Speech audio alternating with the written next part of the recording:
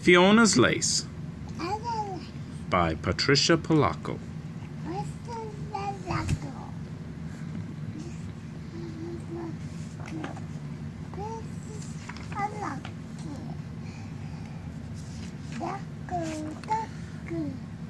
Many years ago, my father's family lived in a small, poor village a few miles from Limerick in Ireland. Everyone in the village depended on the textile mill that was soon to close. Most of the villagers were unsure of their futures, but Glencarry was their home and all that any of them had ever known.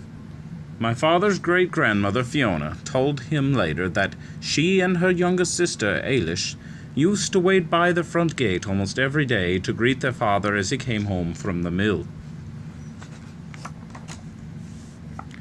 Their mother, Annie, was known far and wide for her hearty soups and lovely bread. Supper in the Hughes household was a celebration of good food. But the best part of supper for Fiona and Eilish was to hear their father, Mick, tell grand stories. "Da, tell us about how you got Mother to marry you," Fiona whispered. "Oh, yes, Da, tell us," Eilish chirped. Their father's eyes blazed as he began.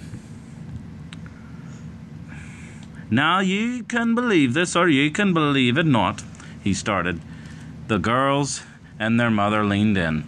"Back when your mother and I worked at the textile mill in Limerick, I used to walk by the lace parlour on my way to lunch." He paused. Fiona smiled broadly at Eilish. They knew the story by heart. "That is when I saw the most beautiful little lass I'd ever laid eyes on." "Such talk, Mick. You've been kissing the blarney." Their mother blushed.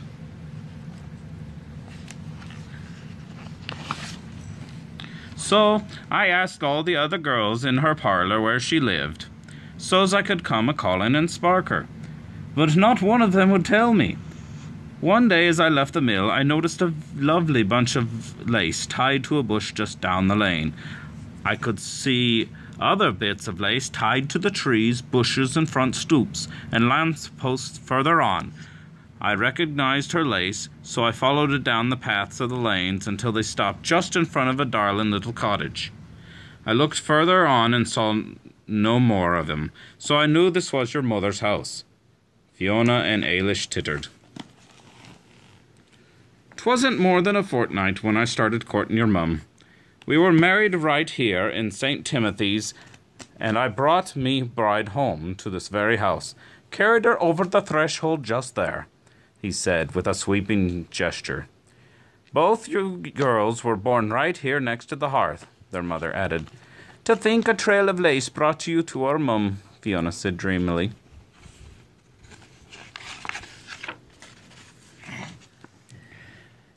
Then, just as she did every evening, Fiona ran to get her day's handiwork to show her father. Her mother was teaching her to be a fine lace-maker. "Mum showed me her secret running stitch today," Fiona said proudly as she held a small pillow covered with lace in front of her father's face. "Aye, Fiona, your mother was one of the finest makers of lace in all of Limerick," father said wistfully as he smiled at her mother. "Sure, the arthritis stopped all that, Mick," Annie said quietly. She tried to smile, but it was heartbreaking to tell them that all Annie's fingers were swollen from the pain. "Fiona will be the grander than I ever hoped to be, and as soon as she is old enough, we'll take her to the parlour in Limerick, and she shall be their best." Annie crowed proudly as she inspected her daughter's lace.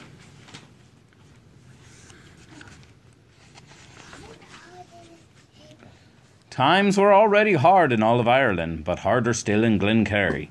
The mill closed as rumoured. It broke many a man and forced families to leave all they knew and seek work elsewhere. "Where will we go, Mick?" Annie said one day. Her heart was deeply troubled. One day their neighbour, Mrs. O'Flaherty, spoke to Annie over the back fence. "My Jocko and I have signed a contract. It's all we had to do to get passage to America," she said as she hung up her wash. "A contract to do what?" Annie asked. "To serve a wealthy family in America. We're going to be in domestic service for them. You mean you'll be their maid? Annie asked. Of course, and Jocko will help on the grounds. The wealthy family will pay our way there on a ship. All we have to do is promise to work for them until the passage is paid off, Mrs. O'Flaherty answered.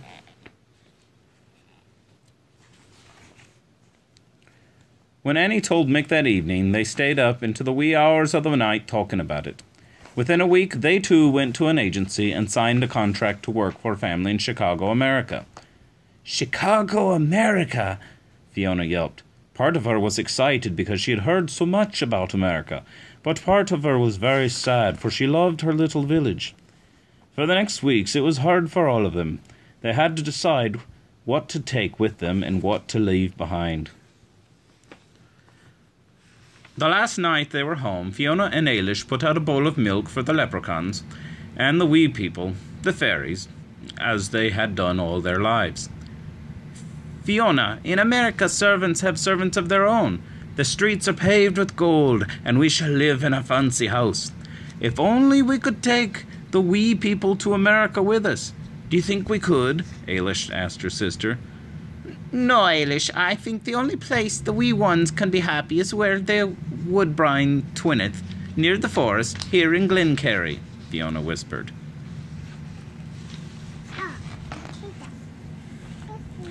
The next morning, Fiona's mother and father bade tearful farewells to the lifelong friends. After old Mr. Fitzgerald helped them load the last bundle on the wagon, the family climbed aboard. As they left their homestead and village, they all looked back as long as they could. When they crested the hill, their beloved village disappeared behind a grove of trees. Ailish and Fiona cried for miles. So did their mother. Their father just stared off into the distance. They travelled most of that night and part of the next day. When they arrived in Belfast, they made their way directly to the shipyard to board the steamer that was bound for America.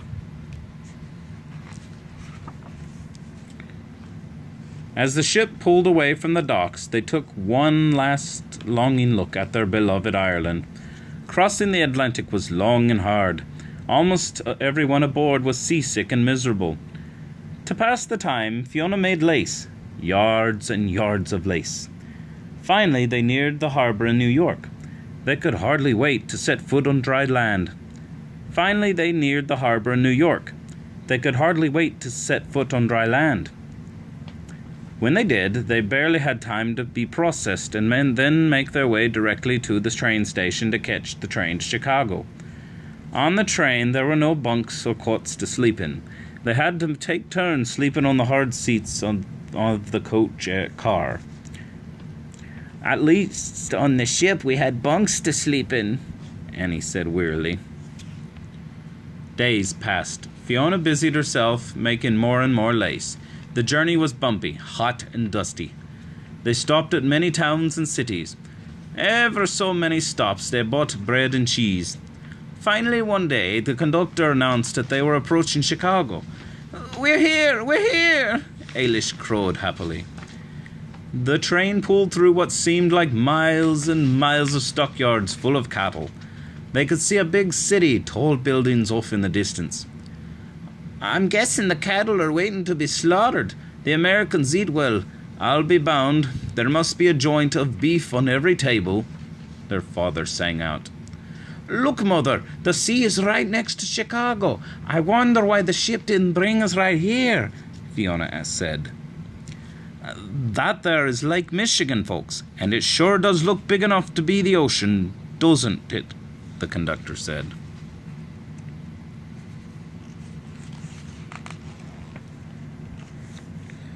At the depot in Chicago, there were drivers for hire with wagons to take travelers home.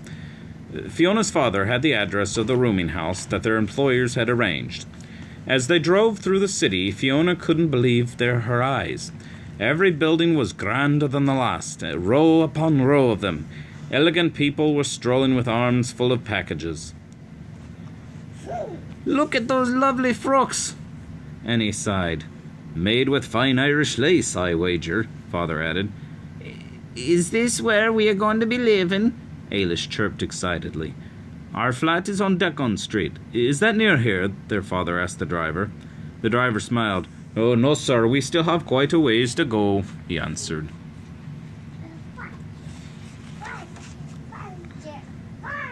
The farther they drove, the clearer it became that they were coming into a part of Chicago that wasn't so grand.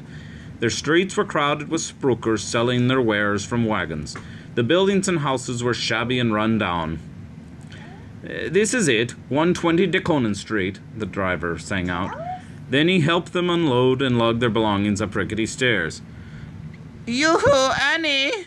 It was Miss O'Flaherty, their neighbour from Glencarry. "We work for the same family. They told us you were coming. I tidied up your flat and made your beds," she called out. "This must be a mistake, Mother. If you and Da are working for fine rich folks, why would they be putting us up in a place like this?" Fiona whispered to her mother.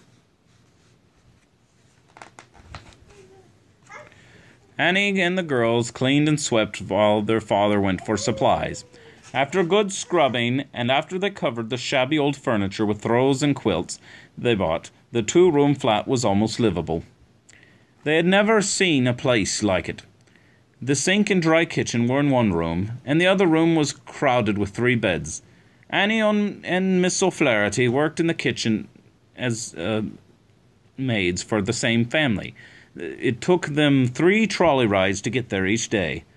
"I can't wait for our first pay packet. The girls will be needing the shoes when they start school," Annie whispered as she scrubbed the floor. "Pay packet?" Miss O'Flaherty scoffed. "Don't you know that you won't be getting pay for serving them? They paid your way here, so every penny that you would earn belongs to them until you repay them. Remember, they are charging us rent for the rat trap we live in. They own it, and they'll be levying your uniform as well." Pert Haggerty, the other maid, added. "But how will we live then?" Annie muttered. "You'll have to take second jobs and work in the evenings, darling. We all do, you know."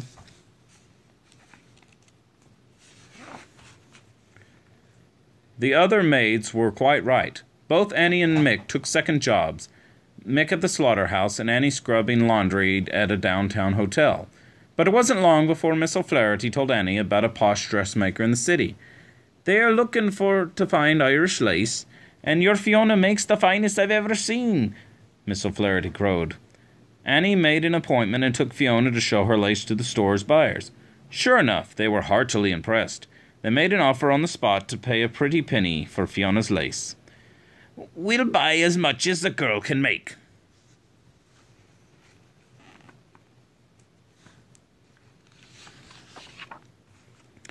When Annie and Fiona got home and told Ailish and Father the news, they decided right then and there they had to have a party.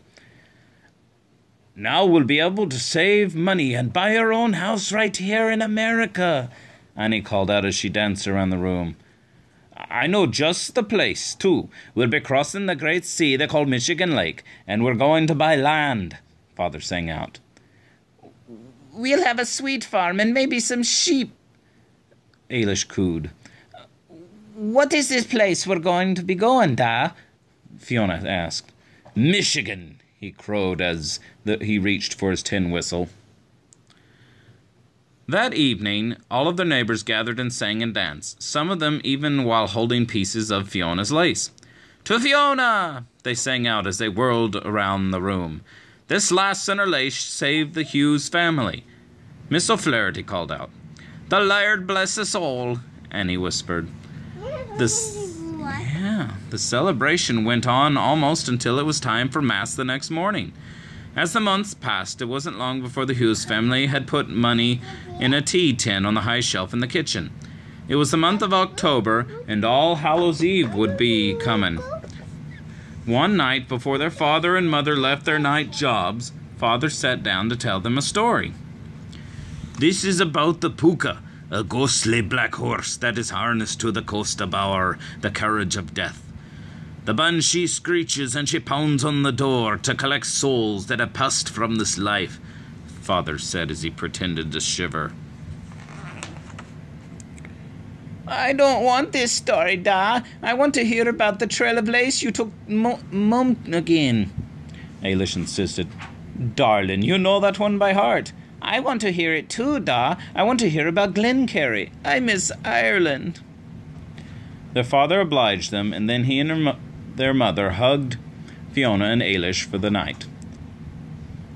Remember, my precious lamb, keep the Sabbath, love the Lord. It is in your heart home resides, and it will remain there as long as you remember those you love, their mother whispered as they both slipped out the door. While Ailish slept, Fiona made lace for what seemed like hours. As she looked up to rest her eyes, she noticed a light glowing through the window. It was late.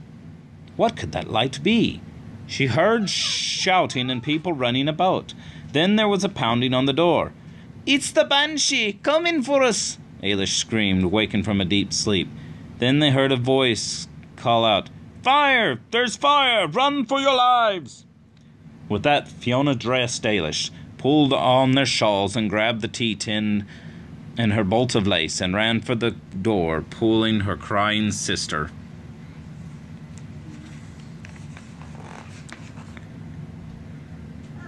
They all but tumbled down the rickety stairs and made for the alley. There were people everywhere, running and screaming. As Fiona looked back down the alley, she could see nothing but flames lapping at the sky. It was dark and smoky. Just then a clanging bell, neighing horses and thundering hoofs rushed by them.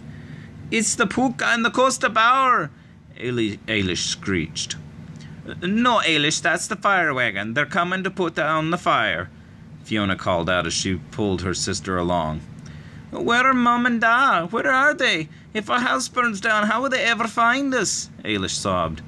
Fiona didn't answer. They ran and ran until they tasted blood in the back of their throats.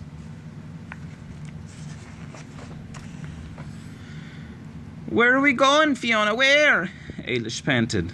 "We're doubling back to our house. The fire has already been there and it won't be back," Fiona answered urgently. "How will Mum and Da ever find us?" Ailish sobbed again. Fiona took out her bolt of lace. Her scissors were still around her neck. She pulled out some lace and started cutting it. "No, Fiona, your beautiful lace, your lovely lace!" Ailish screamed as she became hysterical. "Ailish, this is the only way. We'll leave a trail of lace. That's how Ma and Da will find us," Fiona said softly, trying to comfort her sister.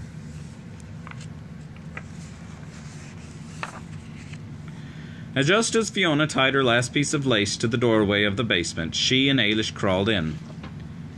They huddled there together for hours, through the darkness of the night. From time to time, Fiona thought she heard voices, but they'd get faint and disappear. At morning light, Ailish started to cry again. "Mum and Da should have found us by now. They should have," she insisted through her sobs. "The trail of lace will bring them right here to us." "I know it, Ailish, I know it," Fiona tried to comfort her. "What if they perished in this awful fire? There's nothing left of Chicago. Nothing." Ailish sobbed even harder. It was exactly at that moment that they heard a familiar voice. "My lambs, my wee little lambs." It was their mother. She and her father were both clutching pieces of sooty lace. "We've been looking for hours. We'd almost given up hope," their mother said as she held them close. "That's when we saw it, the first glimmer of hope." "Your lace, Fiona, your lace tied to a lamppost," their father cried. "So we followed it. We followed each and every little bundle of it," their mother added. "And it brought us right to you, my darlings, right to here to you," father said as tears rolled down his cheeks. "But mother, Fiona's lace is ruined. It's covered with smoke and soot," Ailish whispered. "No, darling, this here's the most beautiful creation, soot and all, for it saved you both, and us as well," their mother cried as she held them close. "We and generations after us will cherish this lace, Fiona. Always, always," their father exclaimed. The end.